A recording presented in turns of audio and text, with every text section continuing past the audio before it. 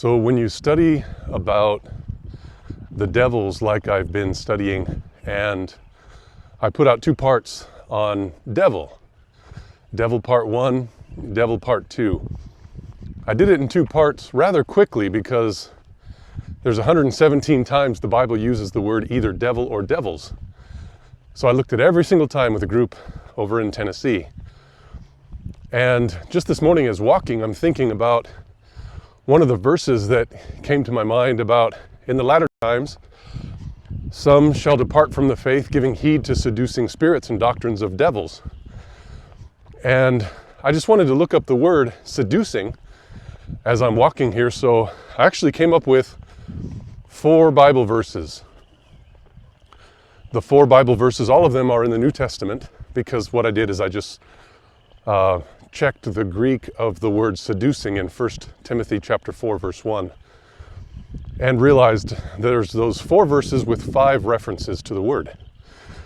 And then I noticed 2 verses actually apply to either Christ or Paul, so it would be like those on the good side.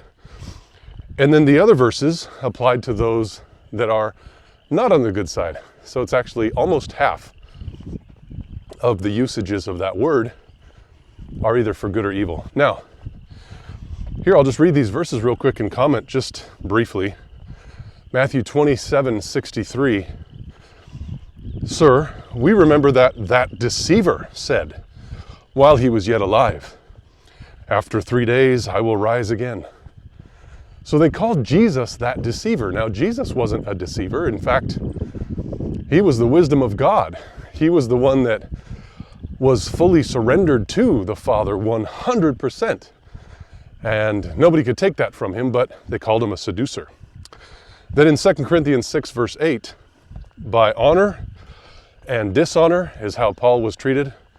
By evil report and good report is how not only he, but also others were treated as deceivers and yet true.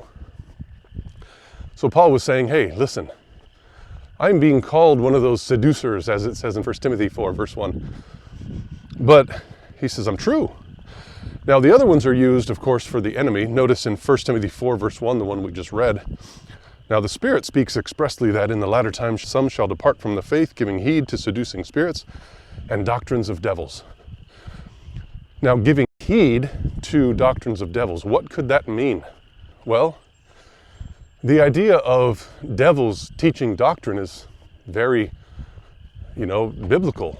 Don't we have in 2 Chronicles 18, verse 18, where there was a council in heaven, and one of the demons said, hey, I'll go put a lying spirit into the mouth of the prophets.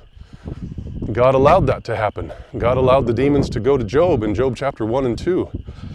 You can see here that demons teach doctrine, and also Satan was able to teach or try to teach what Christ was learning there in Matthew chapter 4.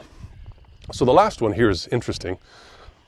2 John verse 7, many deceivers, there's that word, are entered into the world who confess not that Jesus Christ is come in the flesh.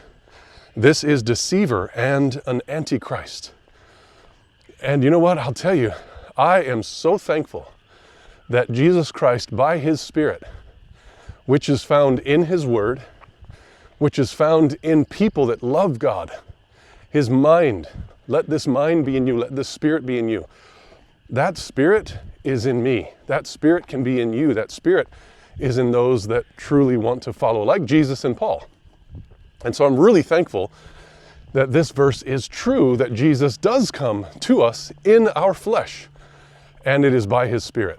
So I'm grateful that his Spirit is brought to us by the word, as John chapter 6, verse 63 says, the words that I speak unto you, they are spirit and they are life. That's one of my favorite verses.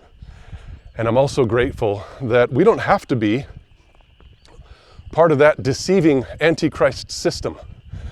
We can have the words of God that lead us to truth, and we can be blessed. So I just was thinking that word seducing spirits, I don't want to be a seducing spirit. I don't want to be one of the children of the father of lies. I want to be as honest and pure as possible. I want to be true to God, to myself, to others.